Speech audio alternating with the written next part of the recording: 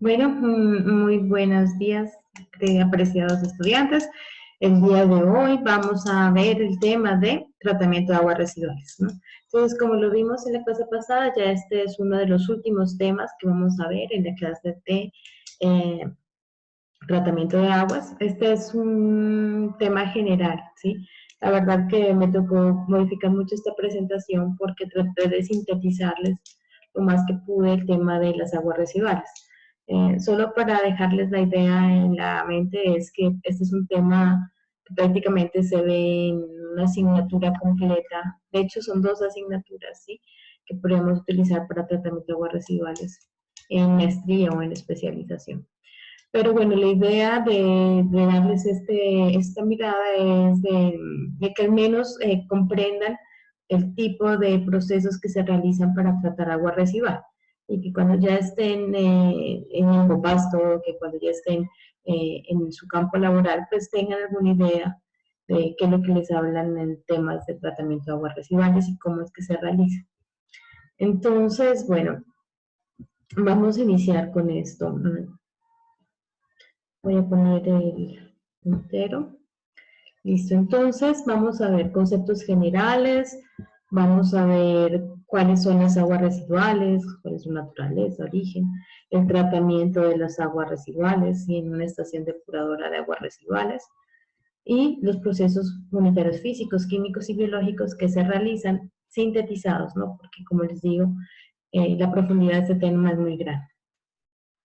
Entonces vamos a iniciar con explicarles a ustedes qué es un vertido, ¿sí? ¿Qué es un vertido de agua residual o qué es un vertimiento? Ahora acá hablamos mucho en Colombia de vertimiento, ¿sí? Entonces, ¿qué es un vertimiento, sí? Es un material de desecho que las instalaciones industriales o mismo alcantarillado o instalaciones energéticas arrojan al agua, ¿sí? Cuando digo al agua, pues me refiero a los ríos. Sí, muchos de los ríos de nuestras ciudades, así como el río Pasto, sí, el río Pasto es uno de los principales receptores de vertimientos de la ciudad. Ahí prácticamente van todos los colectores y de ahí eh, desembocan sus afluentes, obviamente urbanos, porque la mayoría de la ciudad de Pasto son urbanos, son efluentes urbanos, y desembocan al río, ¿sí? Entonces, ese flujo que se dispone al río, pues se denomina vertimiento, ¿sí? Eh, estos vertimientos tienen unas características, y estos son los tubos que salen, ¿sí? De diferentes tuberías y llegan hacia los ríos y se vierten hacia los ríos. Entonces los vertidos tienen unas características similares a las que vimos para agua potable, ¿sí? Tienen características físicas, biológicas y químicas. Son varias las características, así como las vimos en agua potable. Un agua residual, como le hemos dicho, es un agua potable que ha sufrido un tratamiento y a ese tratamiento se le han vuelto a añadir otra serie de elementos o compuestos, ¿sí?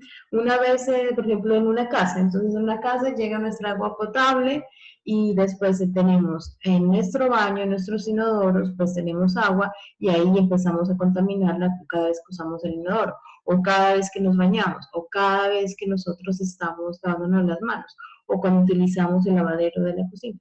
Entonces, esa agua que ya ha sido modificada, sí que ya ha sido contaminada, pues después va a ser el alcantarilla, ¿cierto? Y eso ya es un agua residual. Obviamente dentro de una casa pues hay diferentes tipos de aguas residuales, de hecho, ¿sí?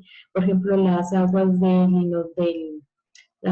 la ducha y las aguas de la cocina son aguas grises, por ejemplo, se denominan.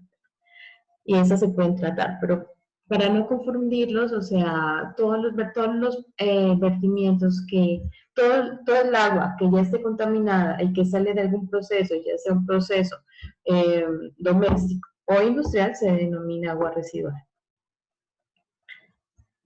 Entonces, hay diferentes fuentes de agua residual, así como yo les comentaba. Entonces está el agua humana para consumo, ¿sí? Se consume, se transforma y se contamina y se genera agua residual.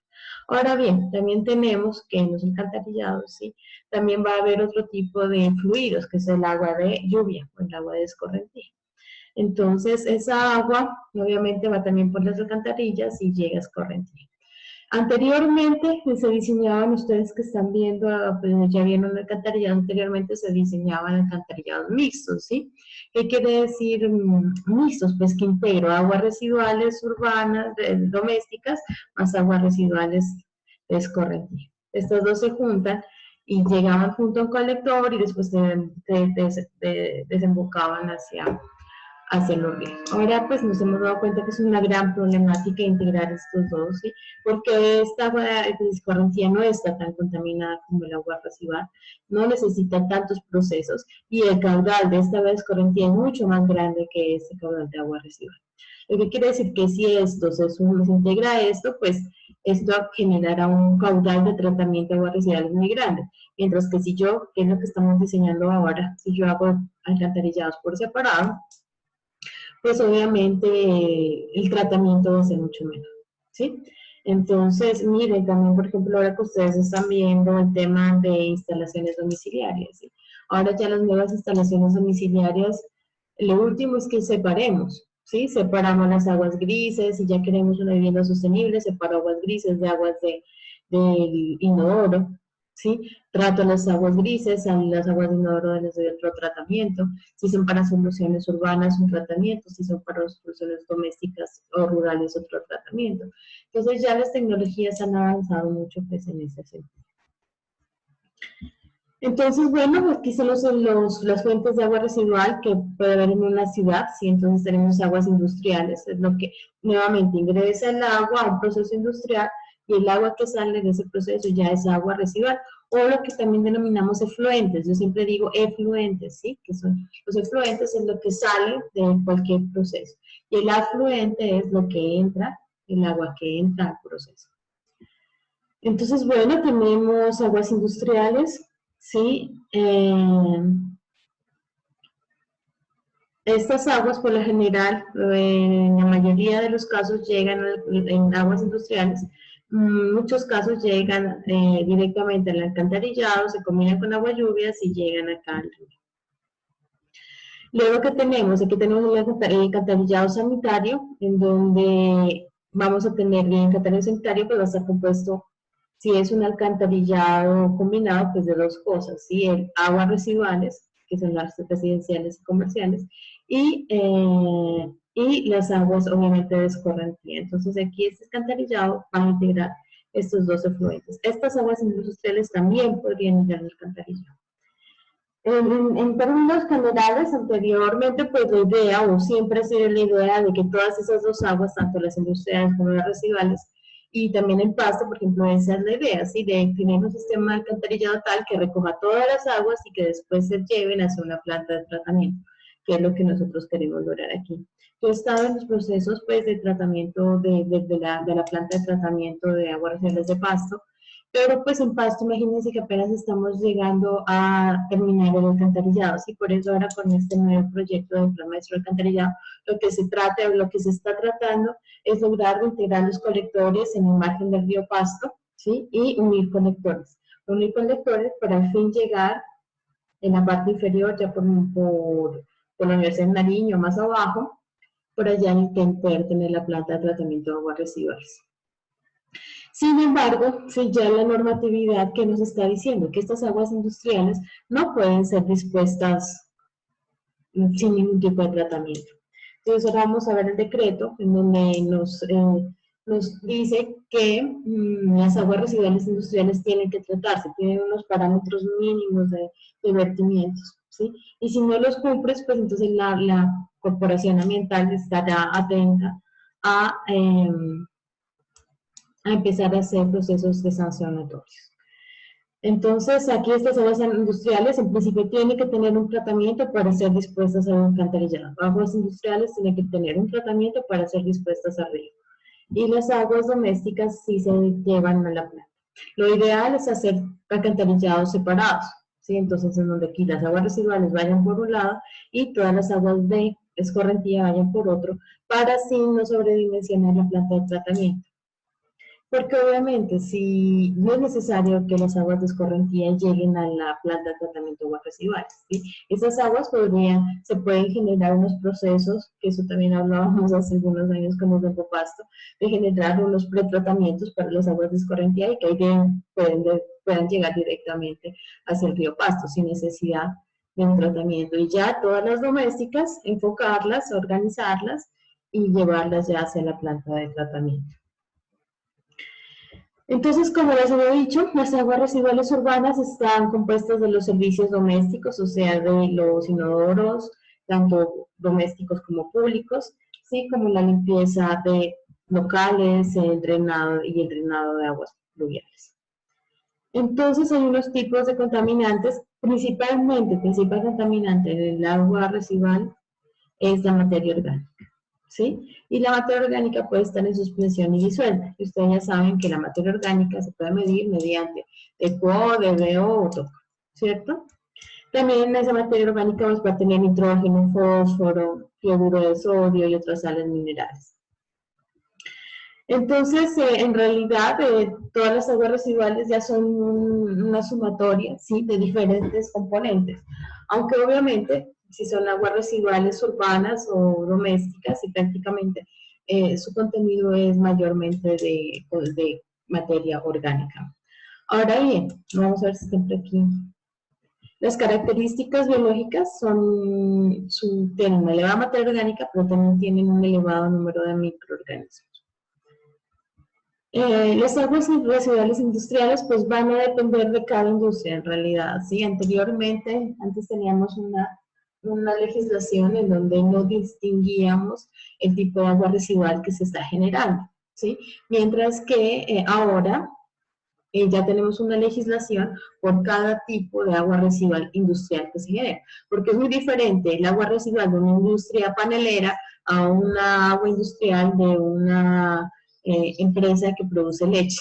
Sí, los dos efluentes que me van a generar son muy diferentes. Entonces, es por eso que cada uno de estos pues tienen diferentes tratamientos y diferentes parámetros de contaminación.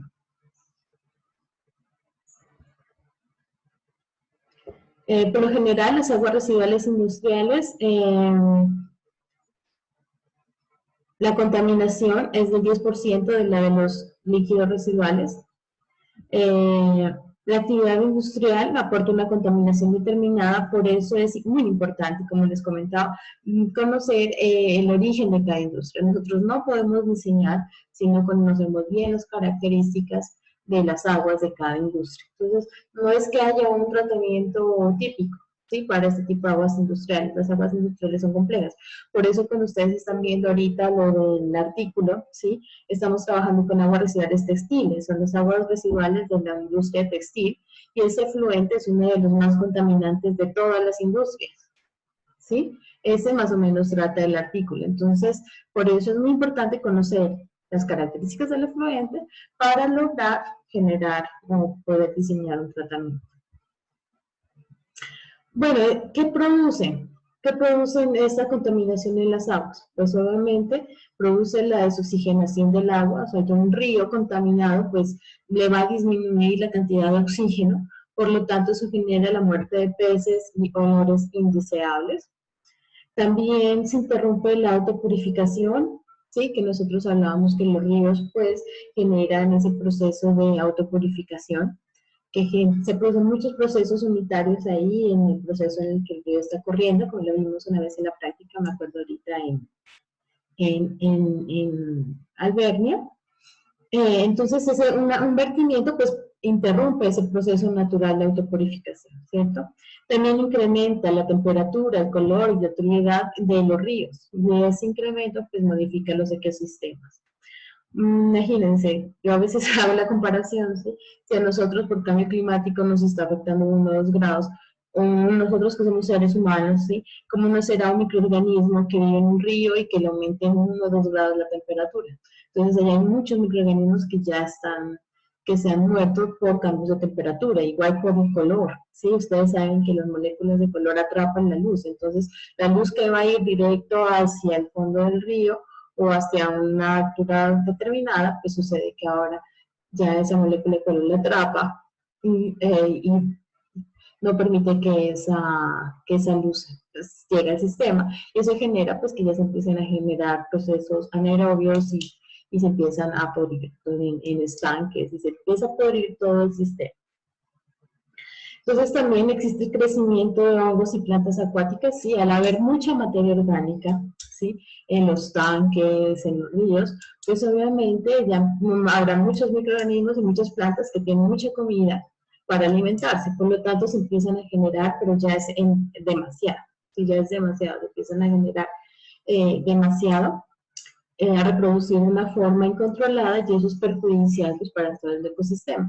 No sé si ustedes han ido allá a la pastosidad, que hay un lago, entonces ustedes ahí pueden darse cuenta que ahí están creciendo plantas acuáticas, que están los buchones, o sea, hay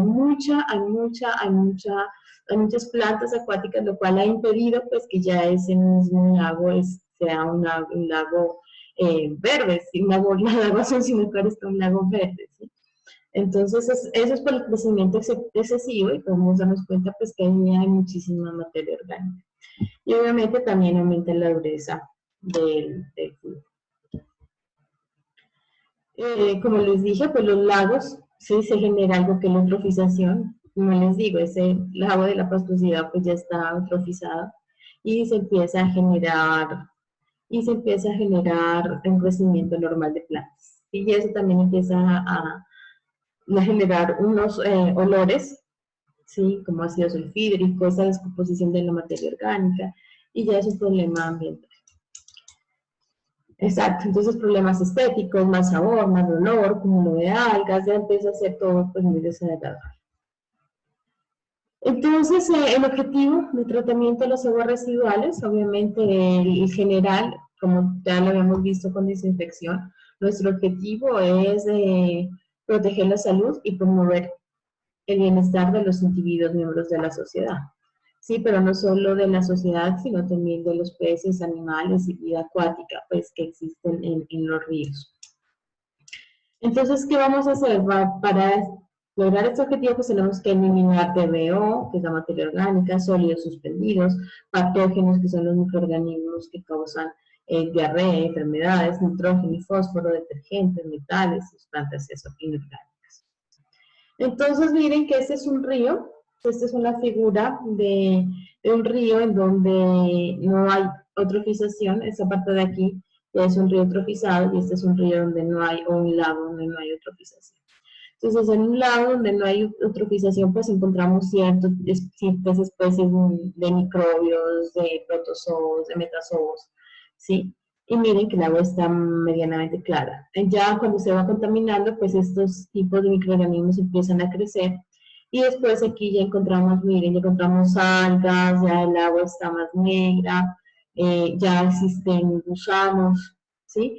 Y aquí ya se empieza a perder el oxígeno en el río. Entonces nosotros, estos son como unos indicadores de la calidad del agua dependiendo del nivel de oxígeno que exista en ella.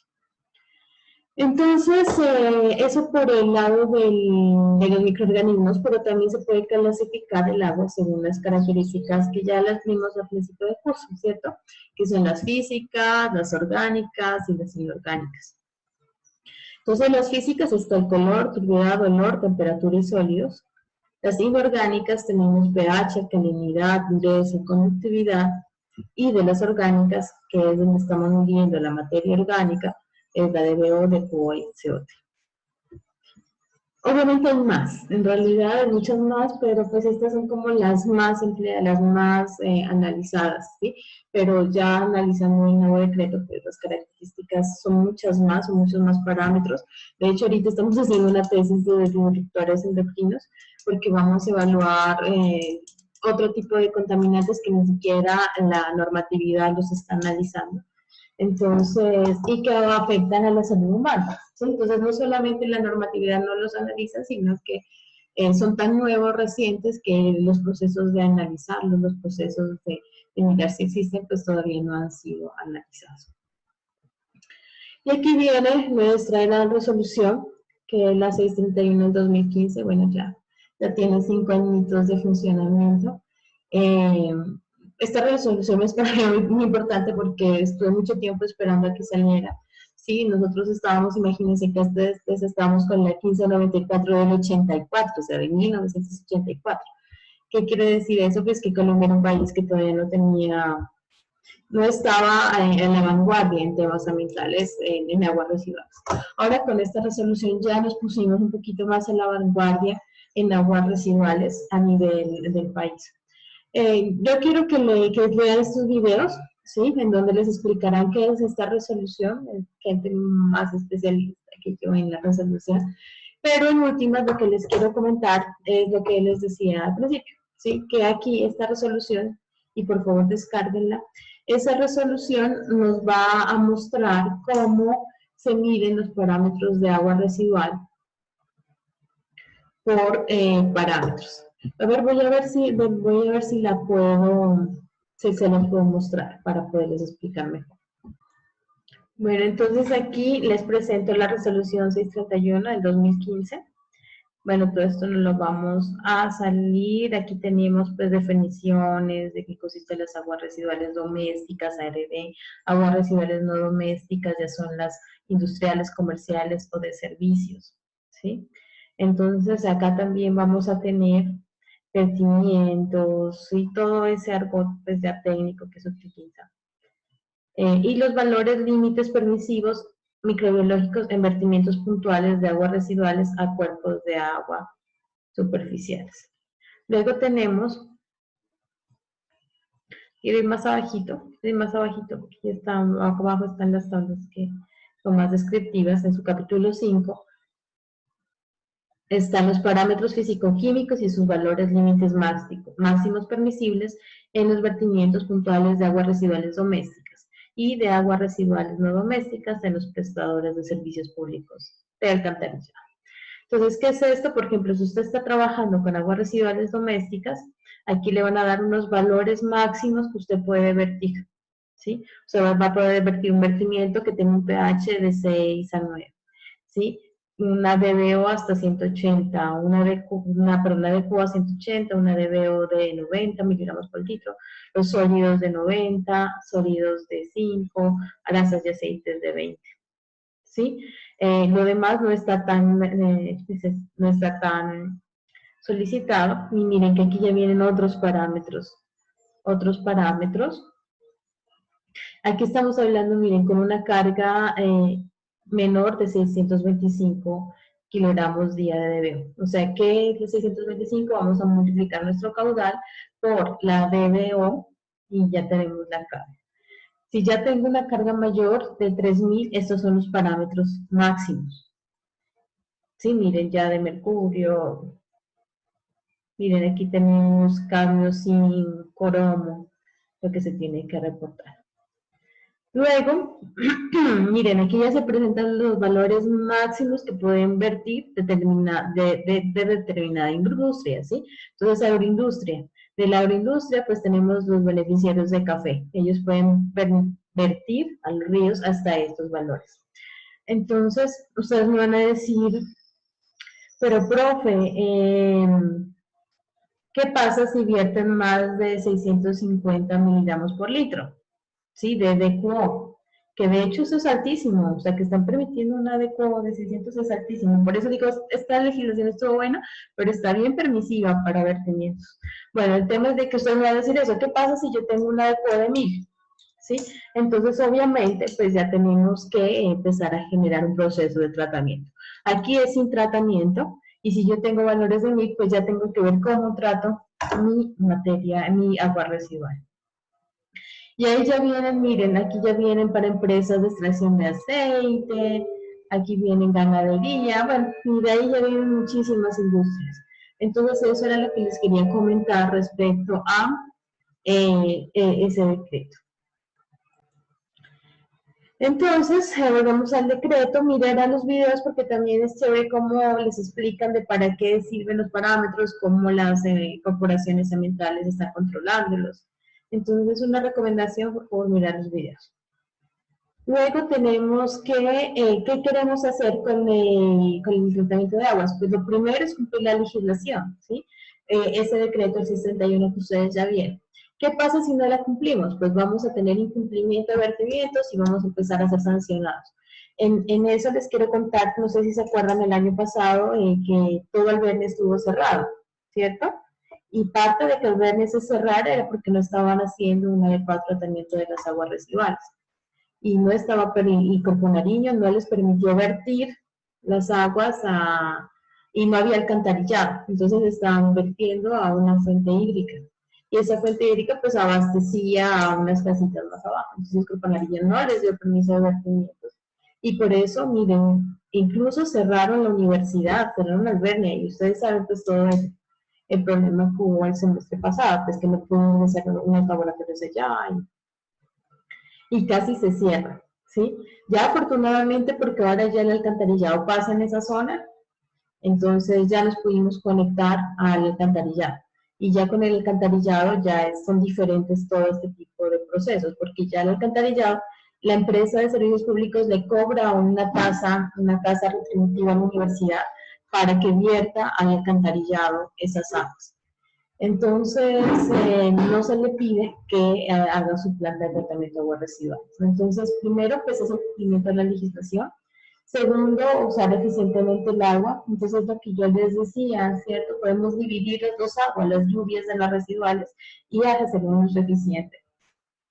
El tratamiento de aguas residuales también mejora la competitividad, ¿sí? Hay muchos lugares, o por ejemplo, como en el artículo que ustedes pueden leer, ya con la agua residual con bioreactores de membrana, pues vamos a poder incluso reutilizar esos efluentes. Y eso hace que yo gaste menos agua que una planta una planta textil normal. También son las exigencias de los clientes, sí, entonces muchas veces, pues, el alcance va a depender de las exigencias. Hay clientes, sí, que te dicen, no, yo quiero un agua solo para cumplir la normatividad. O hay otros que dicen, no, yo quiero reutilizar mi agua residual porque la necesito para un proceso. O incluso dicen, no, yo necesito esa agua residual para que me riegue con los jardines. Entonces ya dependiendo de eso, uno ya diseña el proceso de tratamiento, ¿sí? Hace poco estábamos diseñando una escuela y entonces querían también que las aguas residuales se traten con medios naturales, entonces porque era una escuela ecológica, entonces querían trabajar. Entonces va a depender muchísimo de eso, ¿no? Exigencias de la casa matriz del proyecto y cumplimiento del sistema de gestión ambiental. Pues muchas empresas, ¿sí? Ya tienen un sistema de gestión ambiental que ya se están pues, empleando en muchos lugares. Y también, como cuando hablamos de casa matriz, es que muchas empresas internacionales que están acá en el país, pues por lo general tienen unos requerimientos más altos que los que tenemos acá en el país. Yo recuerdo antes cuando había Bavaria, no sé si ustedes se acuerdan, pero hubo una época en que Bavaria tenía su propia planta de hacer cerveza en pasto. Y esa planta era muy buena, incluso tenía una planta de tratamiento de sus aguas, ¿sí? Y eso era no tanto por cumplir la normatividad, porque eso fue hace muchísimo tiempo, sino que fue por las exigencias pues, de calidad de niveles internacionales.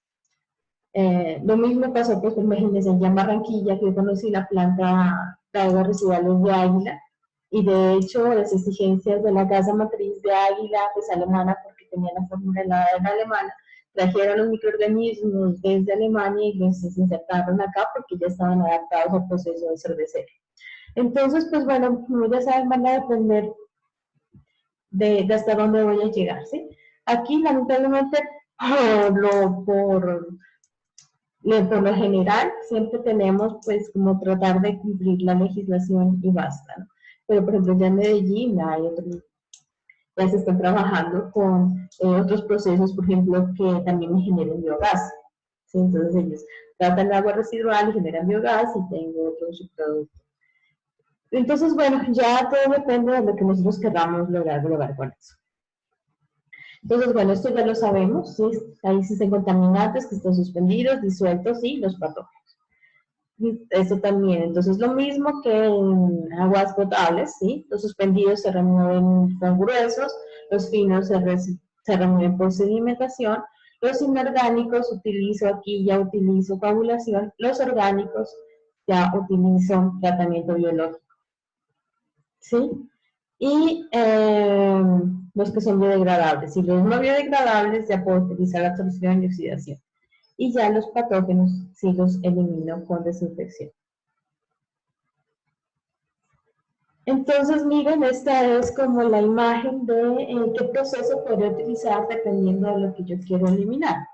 Entonces, suponiendo que esto es un filtro, ¿sí? Nosotros vamos a analizar qué tipo de proceso yo utilizo, qué tamaños de partículas más o menos tengo, tienen los virus, por decir algo. El tamaño de partículas de los virus, como ustedes se dan cuenta, es demasiado pequeño. El virus es casi la unidad viva más pequeña que existe.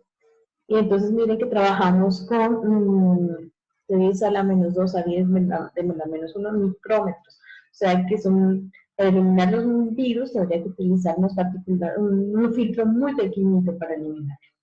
¿Sí? Ahora, si tengo algas, porotos y lombrices, pues puedo eliminarlas con un tamaño de partícula, ¿sí? Un tamaño de poro, un tamaño de filtración de 10 a la menos 1. Si ya quiero eliminar temas de flotación, de microtamizado y sedimentación, pues ya puedo emplear. Ya estamos hablando de rejillas, ¿sí? Ya estamos hablando de tamices, como los tamices que ustedes utilizan en el suelo y así, para eliminar cada una de las partículas. Entonces, teniendo eso en cuenta, ¿sí? Como ya los vimos, dependiendo del tipo de agua, pues voy a aplicarles unos procesos. Entonces están los procesos físicos que eliminan las características físicas, los químicos que eliminan las químicas y los biológicos las biológicas, ¿ok? Entonces los físicos, vamos a eliminar el cribado, que ya son los sólidos gruesos, las trampas de grasa que eliminan las grasas, la flotación, los desalinadores también aplican, la sedimentación también aplica aquí en aguas residuales, la filtración, la floculación, la homogenización. También tenemos químicos, que es la coagulación, la absorción, la precipitación, desinfección. Y los biológicos, aquí los más comunes, ¿sí? Van a ser los procesos aerobios y anaerobios. Los procesos biológicos utilizan reacciones bioquímicas, ¿sí? Para eliminar los contaminantes solubles o coloidales. Normalmente, estos contaminantes se denominan sustancias orgánicas o materia orgánica. Entonces, estos procesos pueden ser aerobios, anaerobios o anóxicos, que es la mezcla entre aerobio y anaerobio. Ahora bien, entonces dependiendo del tipo de la calidad del agua que yo requiera y de los alcances que yo quiera llegar con mi tratamiento, pues van a haber una serie de procesos. Pero los más comunes, sí, el proceso normal de tratamiento, pues son estos, los procesos preliminares, los primarios, secundarios, terciarios y tratamiento de lodos. Dentro de los preliminares están los que ustedes conocen, ¿sí? Que es eliminar material grueso y homogenización. Los primarios voy a eliminar sólidos alimentables y grasas. Los secundarios ya elimino sólidos suspendidos y sólidos disueltos y también ya elimino la materia orgánica. Y los terciarios elimino nutrientes, metales, sales.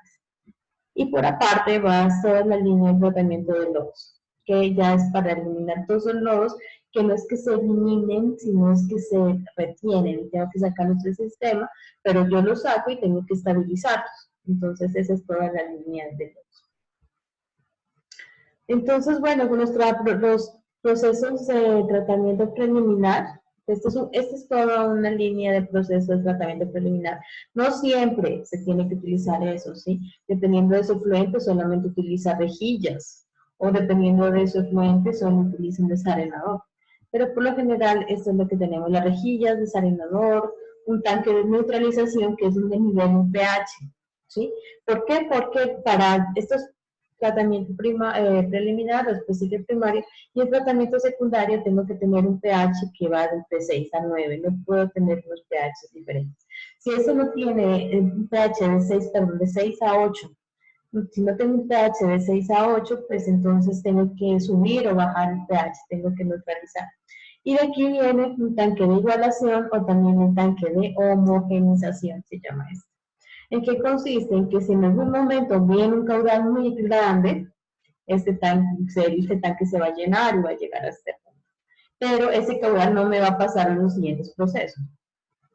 Porque unos caudales fluctuantes, ¿sí? Unos caudales fluctuantes hacen que se dañe todo el proceso de la planta. Siempre tengo que trabajar con caudales constantes. Entonces, este tanquecito lo que hace es eso, soportar las variaciones de caudal. Pues cuando es muy mínimo, pues soporto mínimo, y cuando es muy alto, pues también la recibo. Pero siempre estoy brindando el mismo caudal. Estas son algunas imágenes, ¿sí? De algunas, de unas cribas. Aquí podemos darnos cuenta que llega el agua residual. Y aquí, mediante estas rasquetas, ustedes se dan cuenta, tiene unos punticos, ¿sí? Estos son como tamices, arneses, en donde tienen los punticos, y el agua va subiendo como con unas bandas movibles que sube y baja, y estas son las rasquetas. Entonces, estas, ¿cómo les llamo yo? Estas bandejitas suben el agua y hacen que esta agua también ingrese dentro del sistema. Además que aquí pues, se produce un proceso de agresión que me ayuda a eliminar algunos minerales. Entonces la homogenización, como les decía, la homogenización es para controlar la entrada de caudal y evitar que haya fluctuaciones de caudal. Y también la homogenización nos ayuda a disminuir el tamaño y el costo, ¿sí? Porque por lo general yo diseño para caudal máximo. Pero ¿qué pasa si yo tengo la homogenización? Pues no, voy a diseñar esa caudal medio. Y hay muchas diferencias si tengo una planta en donde tengo alcantarillado combinado y no separado. Entonces, si es una planta de alcantarillado combinado, tengo que utilizar la homogenización para poder dar siempre el mismo caudal de salida y que ese tanque me soporte las llegadas de caudal grandes que suceden cuando llueve, por ejemplo. Entonces, más o menos esta es la línea, las unidades para homogenización. Por lo general utilizo tamices o utilizo rejillas, remuevo la arena con un sedimentador, puede ser, y aquí aplico el tanque de homogenización. Y de aquí ya me va el tratamiento de primario. O también en unidades en paralelo, ¿sí? Entonces, nuevamente, tamices, arenas. Aquí hay una estructura de rebose. Miren, esto es muy interesante porque este es el tanque de homogenización. Entonces, en el momento en que esta estructura se llena más allá del caudal de diseño, pues esta estructura manda al tanque de homogenización todo el exceso. Y aquí sigo enviando sobre el flujo inicial. Y estas son bombitas que me ayudan a regular el caudal. Entonces, sí, la idea es siempre tener aquí un caudal constante. Y bueno, después de eso, perdón, discúlpenme, después de eso existen algo, estos que son los tratamientos secundarios, que son los procesos biológicos. Esta es una imagen de una vorticela. ¿Y por qué la pongo? Porque, pues, para mí personalmente, dentro de mi experiencia y todo, para mí fue algo muy chévere empezar a conocer estos microorganismos, ¿sí? Uno no sabía que estos microorganismos que tienen estas formas hermosas, pues están en el agua y bueno, cuando usted tiene la oportunidad de verlos en microscopio, se da cuenta que ellos comen, que ellos se reproducen, que ellos se mueren, ¿sí? Tienen todo un proceso vital y ellos son los que se alimentan de la materia orgánica. Entonces ellos se alimentan de la materia orgánica, la transforman en compuestos unicelulares y después nosotros ya tenemos un agua tratada. Entonces, son procesos en los que la depuración de la materia orgánica se realiza a través de microorganismos que se mantienen en suspensión en el agua o también pueden estar adheridas a un soporte sólido que forman algo que se denomina pues, el biofilm. El objetivo es estabilizar la materia orgánica a partir de la adición de sustrato a una biomasa aclimatada. La biomasa son esos microorganismos, esa cantidad de microorganismos que tengo en el reactor. Y el sustrato es toda materia orgánica, es el agua residual prácticamente, que se encuentran en las aguas residuales y que funcionan para los microorganismos como fuente de energía. Entonces ya les digo, el agua residual para los microorganismos es como comida que ellos utilizan. Entonces ellos comen la materia orgánica y después ellos después generan compuestos ya más simples. Entonces, bueno, el proceso biológico se trata de conversión de la materia orgánica carbonácea disuelta, forman unos flux y después pues tengo que remover esos flux. La mayoría de las aguas residuales domésticas se pueden tratar biológicamente y estos son los tratamientos más empleados, además que es económico, es un proceso económico y pues no utiliza una cantidad de energía elevada. Entonces, los microorganismos, más un poco de fango me conforman la biomasa y estos funcionan igual que los seres vivos, o sea, tienen un crecimiento, tienen un metabolismo y ellos tienen unos requerimientos nutricionales. Estos se clasifican en aerobios, anaerobios y anóxicos. ¿Sí? Aerobios es cuando utilizan el oxígeno para su respiración celular. Los anaerobios no utilizan oxígeno para su respiración. Y los anóxicos en unos momentos utilizan el oxígeno y en otros no necesitan el oxígeno, son mixtos. Entonces, miren, los aerobios, el oxígeno, ellos consumen oxígeno, ¿sí? Entonces, mediante el oxígeno, ellos reciben electrones y reducen la materia orgánica. Los anóxicos, ellos no transforman el oxígeno, sino que transforman compuestos inorgánicos.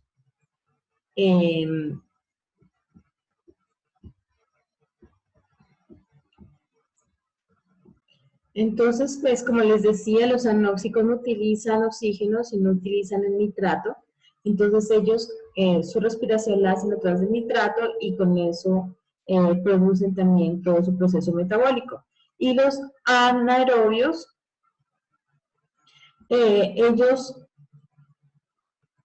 ellos no consumen oxígeno, ellos consumen la materia orgánica y generan algo que se denomina SH4, que es el metano. Este es un residuo de todo su proceso. Ustedes ya saben que el metano es un gas inflamable, tiene un nivel de combustión pues elevado, ¿sí? Obviamente menor que el gas natural, pero sí tiene y por eso es que es atractivo, porque pues es energía, entonces en muchas plantas se puede recuperar o concentrar este metano y poder luego ser utilizado ya sea para iluminación o para la misma cocina, para las instalaciones domiciliarias de gas. Estos microorganismos viven a diferentes temperaturas, ¿sí? Entonces, si viven de 2 a 18 son los trofílicos, a 25 a 40 mesofílicos y de 55 a 65 termófilicos.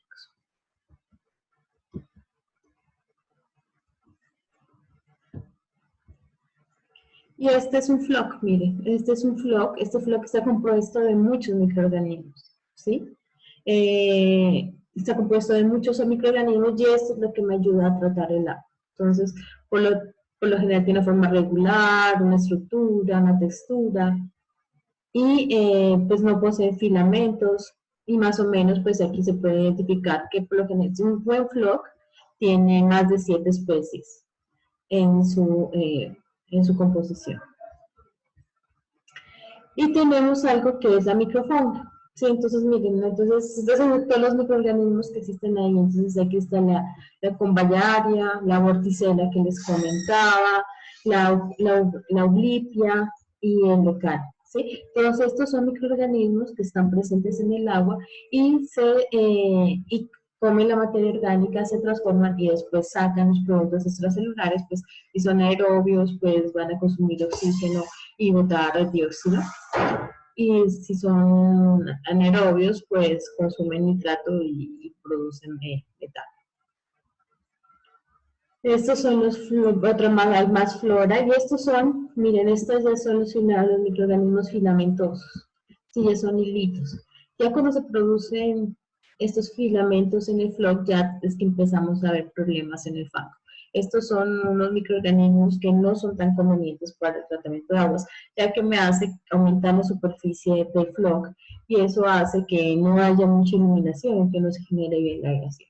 Entonces ya por ese lado, ya cuando aparecen estos microorganismos, estamos viendo de que tenemos que mejorar los parámetros operativos.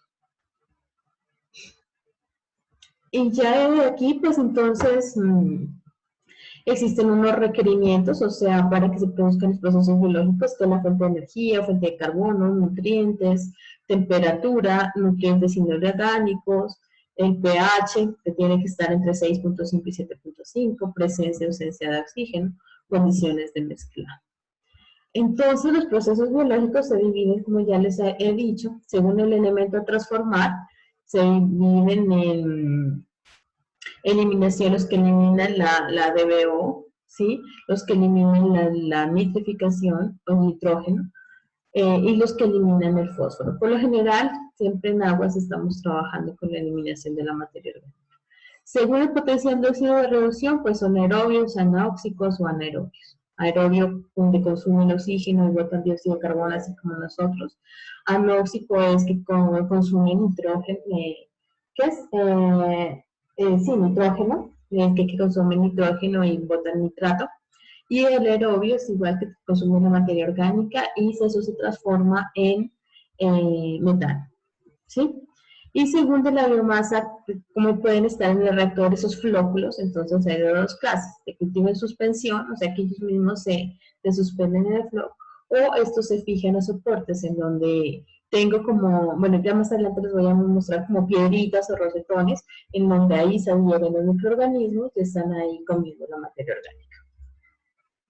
Esto es un ejemplo ya de reactores, este es un reactor WASP, este es un reactor anaerobio. Estos se trabajaron en Bucaramanga, en donde aquí llega el flujo del agua a la parte inferior. Sí, aquí hay toda, esto se llama los mixer líquidos solid suspended, que ustedes han de ver allí en el artículo. Sí, esto es agua residual más fango y eso se forman los flux. Y aquí se trata, y aquí ellos pues van a generar como es anaerobio, entonces consumen la materia orgánica, no hay oxígeno y ellos van a generar aquí metano. Entonces ese gas hace que, miren, por eso aquí hay una campanita extractora, ese gas va a salir aquí del sistema y además este gas va a hacer que el agua residual ya tratada se vaya por esta parte superior. ¿Sí? Entonces, bueno, es un tratamiento, igual también aquí estas salidas, estos triangulitos van a hacer de que el agua choque aquí y también se retenga, choque aquí y retenga, ¿sí? Los que van subiendo ya para que ya en la parte superior son los que ya el agua tratada biológicamente, de forma anaerobia. Estas son otras formas de reactor WASP. Estas son las lagunas aerobias. Esta es la que vimos en ventanas, ¿sí? Miren que este es un aireador. Obviamente este aireador no es lo máximo, pero pues sí está dando una aireación, así sea en la parte superior, entonces en la parte superior se está generando un proceso biológico aerobio. Aquí están los sistemas compactos. Estos son soluciones. Miren, este es de la planta de tratamiento de Albernia, sí que les comentaba, en donde aquí tengo un filtro. El filtro es un tanque y dentro del tanque están este tipo de rosetones, en donde aquí en esta parte se integran, se pueden pegar los microorganismos y allí va a atravesar el agua y ellos van comiéndose la materia orgánica. Estos dos de acá, este es el de, no sé si por aquí se puede ver bien, sí. Aquí este es el filtro anaerobio de flujo ascendente, el FAFA, y aquí están los rosetones. Y aquí están los microorganismos, de aquí pasa al siguiente tanque, que esto ya es una fosa séptica, que es un reactor anaerobio y otro reactor anaerobio. También existe pues ya las soluciones hogareñas, sí, que son los tanques sépticos e infiltración. Entonces estos ya son los tanques donde, estas son soluciones en vivienda. Es posible, sí, realizar zanjas de infiltración en donde el agua residual pasa por este sistema y lo distribuyo a los otros. Y también existen otras alternativas que son los humedales, ¿sí? Entonces, los humedales poseen tres funciones básicas. Primero, fijar los contaminantes en la superficie del suelo, utilizar y transformar los alimentos por medio de microorganismos y lograr niveles de tratamiento consistentes. Estos son tratamientos terciarios, ¿sí? Que son tratamientos que después del proceso biológico ya voy a realizar un tratamiento terciario para pulir ese fluente. Entonces, algunos tratamientos, los más empleados aquí en nuestro medio, pues están como eso, como las fosas sépticas o también este tipo de soluciones con plantas acuáticas o con humedales. Entonces, miren, este es un humedal. El humedal está compuesto por tierra, ¿sí? Por piedras, que eso es lo que le da y tiene una inclinación. ¿sí? Tiene una inclinación, tan piedras, y esto es tierra. Y aquí tenemos pues especies especiales, ¿sí? Como el carrizo, como aquí que es la Phragmites communitis, o especialmente las macrofitas, ¿sí? Aquí hay muchas macrofitas, no sé si las han visto en la cocha, ¿sí? La cocha está llena de macrofitas. Esas macrofitas ayudan a tratar el agua. Entonces, por aquí ingresa el agua, pasa por todo esto. Miren que aquí, no sé si en la siguiente diapositiva se puede mirar, ¿no? Aquí estas raíces van a generar como 3 procesos, ¿sí? Porque esa agua llega aquí, las raíces son como filtros, ¿sí? Esas tienen unos poritos y esas hacen que el agua atraviese el sistema y esa agua contaminada, pues obviamente el filtro, la misma planta hace que absorba el agua y queda retenida en las raíces en los contaminantes. Imagínense que este tipo de humedales se emplearon para las empresas del tiempo, ¿sí? Donde imprimían papel periódico, y había pues mucha tintura. Entonces esas tinturas se quedaban aquí en las raíces y luego el agua ya se la recoge en esta parte inferior, cuando ya ha hecho todo este recorrido. Aquí hay algunos ejemplos, ¿sí? Aquí tengo la trampa, primero trampa de grasas, sedimentación, y aquí ya entro a humedal. Estos son unos tipos de tratamientos sencillos, ¿sí? Y de bajo costo. Entonces, miren, esto está compuesto de grava, de heno,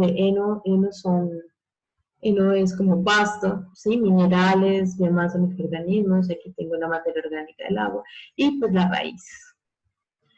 Y esto pues se ve bonito, ¿sí? Entonces, miren, en el Bernia hay un humedal, miren, este es el humedal del Bernia. Y yo recuerdo haber estado, pues cuando trabajaba en EMAS, también ellos hicieron una serie de estudios, ¿sí? Para ver qué tipo de especies se agarraba más para los lixiviados de antanas. Y aquí podemos darnos cuenta de los humedales que se realizaron. Esta es la especie, el carrizo, ¿sí? Una de las más utilizadas, pero también están, pues, todas las macrofitas. Esta es la que quería ver. Pues miren, aquí esto es lo que se produce en la raíz, ¿sí? Se va a producir una zona aerobia, una zona de oxidación, una zona anaerobia también, y aquí van a estar los microorganismos trabajando y succionando, o sea, los microorganismos los contaminantes que se quedan en las raíces son tratados mediante los otros microorganismos que están junto a las raíces, ¿sí? Entonces esa contaminación se queda retenida, pero es tratada mediante todos estos microorganismos. Esto es lo que les decía de la sede del tiempo, ¿sí? O sea, esto bien organizadito, pues se ve chévere, ¿no? Y bueno, también existen la Phytoremedios y aquí existen las lentejas con agua, ¿sí? También, pues, esas plantas hay muchísimas allá en la pastosidad, ¿sí? Esas también ayudan a tratar un poco el agua. Aunque si no se les controla, pueden ser ya, se pueden reproducir demasiado y ya no son buenas para el tratamiento. Y bueno, queridos y queridas, con eso termino este curso. Mis sinceros agradecimientos de todo corazón. Ustedes han sido unos niños pues muy juiciosos, pero además muy maduros, ¿sí? Este curso ha sido un curso único, nunca voy a olvidarlo, ¿sí? Nunca he vivido una pandemia de este sentido y nunca he dado clases pues en estas condiciones, pero pues gracias a su paciencia y también a su dedicación pues hemos logrado llegar a buenos niveles en el curso. Yo por mi parte, pues yo sí me siento pues como tranquila porque he visto que ustedes han trabajado, que han aprendido y pues que han aprendido, ¿cierto? Ya si volvemos el semestre próximo, la vida no será como la conocimos hace 3, 4 meses, es una lástima. Pero pues siempre pienso positivo, todos tenemos que ser positivos, pensar de que el ser humano se va a adaptar, nosotros nos vamos a adaptar, el ser humano ha pasado por cosas peores, y van a venir otras cosas nuevas para nuestras vidas, ¿sí? Van a venir nuevas cosas, otras formas de vivir, de convivir, de adaptarnos, y a ustedes en su generación tan jóvenes pues les tocó vivir esto, pero pues ya es lo que nos toca vivir de aquí en adelante, esperemos pues que las cosas ya se solucionen. Entonces, bueno, desde mi corazón les agradezco mucho por toda la atención que me han parado, por la atención que me han puesto, por su paciencia, por su dedicación. Y cuídense mucho, ¿no? Cualquier cosa que necesiten, pues me escriben un mensajito. Si necesitan alguna asesoría, pues igual cuadramos una cita por acá. Y que Dios los bendiga. Que Dios los bendiga. Hay momentos donde se sientan desesperados. La oración es algo muy bueno. Eh, una recomendación: tengan el rosario a su mano. Y en momentos de desesperación no hay nada mejor que ponerse en manos de la Virgen María. Entonces, pues chicos, chiquitos, que Dios los bendiga, cuídense mucho y pues quedo a su disposición. Chao, chao, que estén bien. Dios los bendiga.